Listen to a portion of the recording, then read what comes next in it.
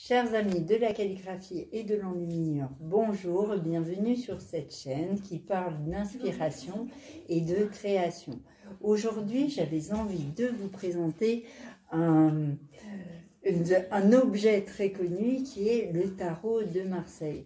En effet, je considère que la symbolique du tarot ou la symbolique en enluminure ont beaucoup de choses à voir ensemble et qu'on peut se connecter à un certain ordre cosmique du monde. Alors ce tarot, qu'est-ce que c'est?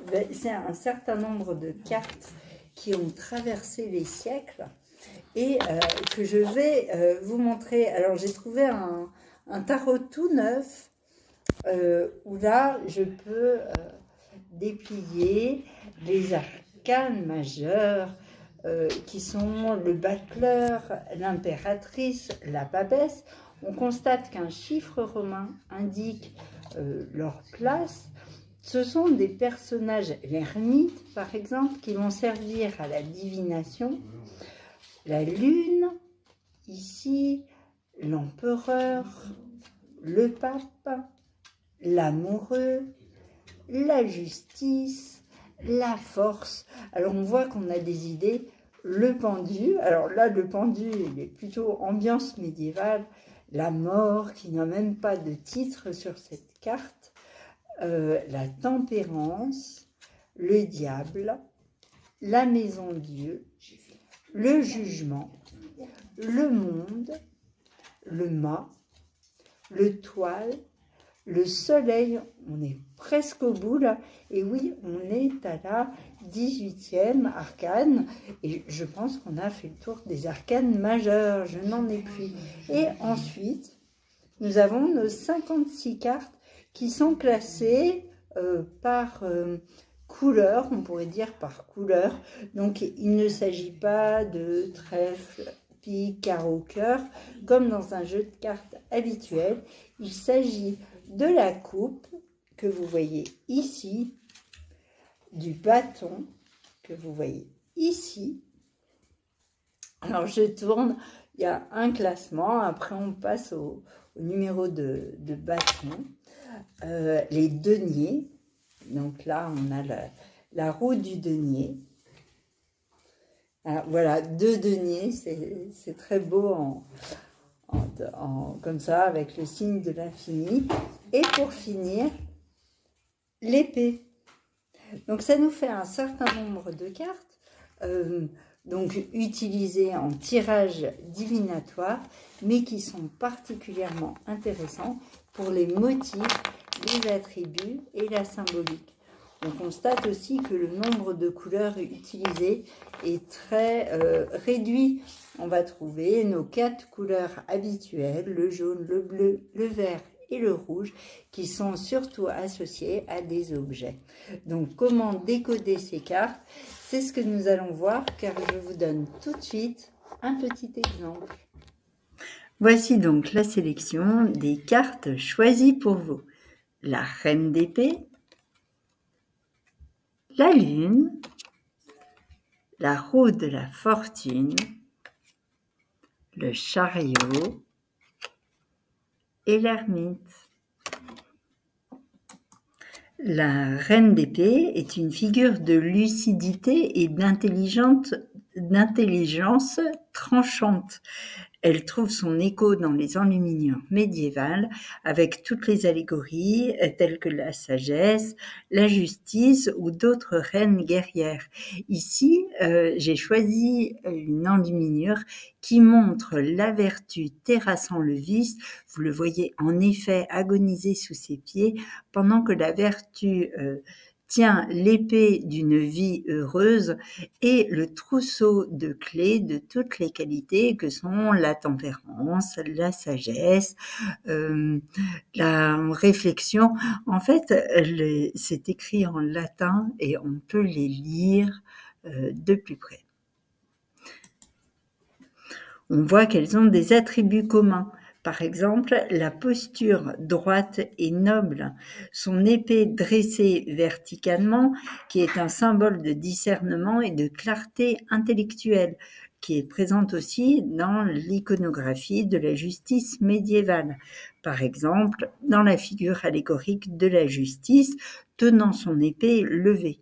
Elle a aussi le regard perçant, car elle voit au-delà des apparences, tout comme la personnification de la sagesse, sapientia, ou de la vérité, veritas.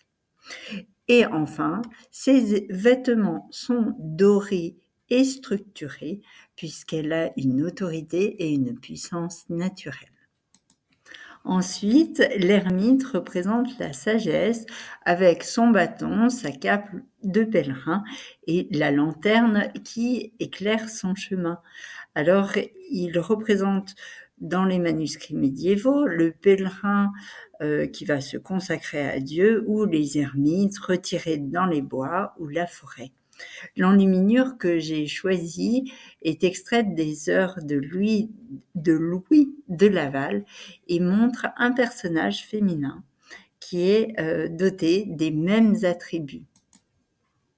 Son vêtement long et ample avec une cape jaune représente le détachement du monde matériel, tandis que sa lanterne symbolise la quête de la vérité, et puis le bâton de marche pourrait représenter l'ascèse et le soutien spirituel, ce qui est le cas car ce personnage éloigne d'elle toutes les épreuves, le dragon, la guerre et les batailles. Le chariot, 7e arcane, illustre l'assurance avec un chariot, un personnage royal s'avançant sur un chariot.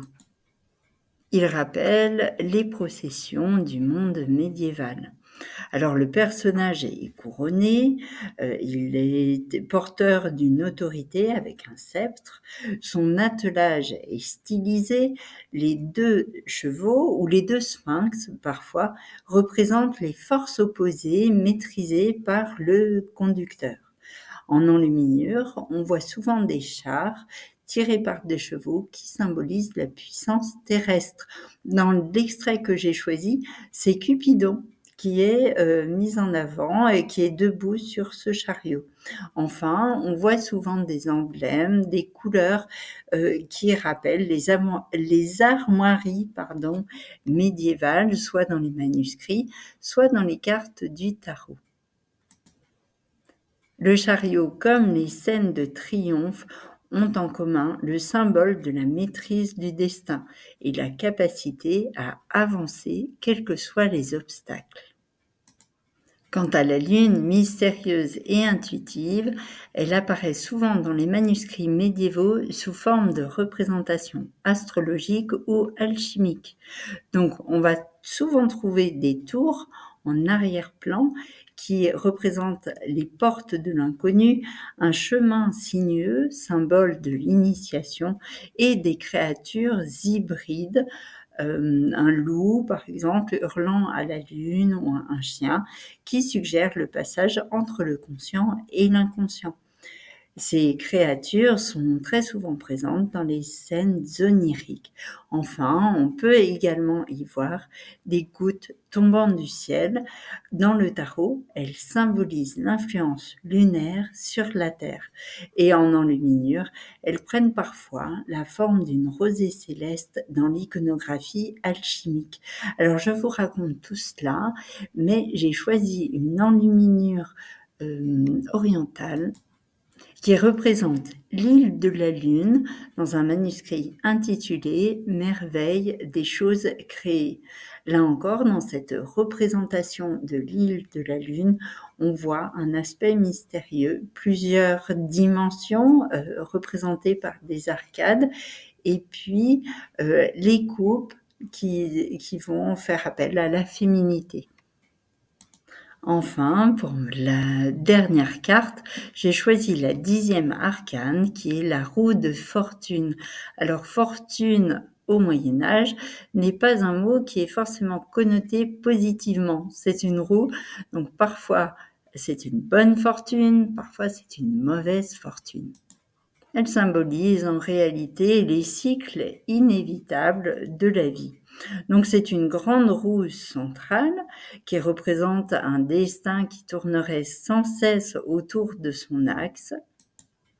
Et comme on le voit dans l'enluminure que j'ai choisi, ça pourrait être une roue de supplice, puisque on voit des roues cassées dans la marge, et effectivement, le supplice de la roue est une torture très connue au Moyen-Âge. Pour revenir au tarot, on voit que 3 ou 4 figures peuvent entourer cette roue. Elles incarnent les différentes phases de l'existence, l'ascension, la gloire, la chute et la déchéance. Et en enluminure, on va trouver des rois qui deviennent mendiants ou l'inverse.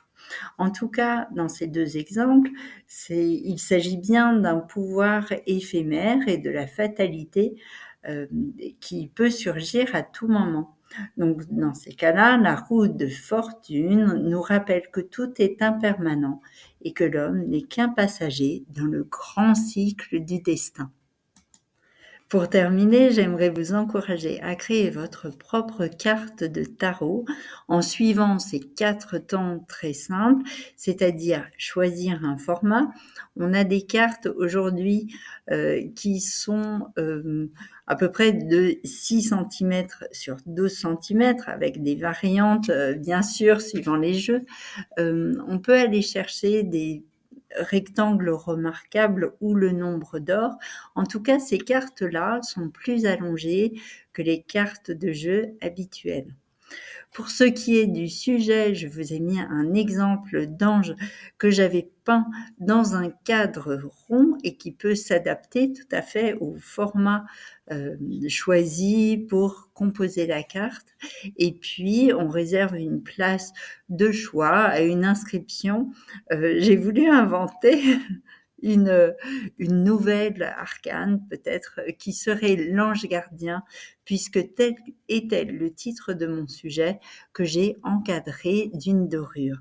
Alors l'avantage d'enluminer sa propre carte, c'est de pouvoir y ajouter des éléments qui sont tout à fait personnels et adaptés à ce qu'on veut passer comme message.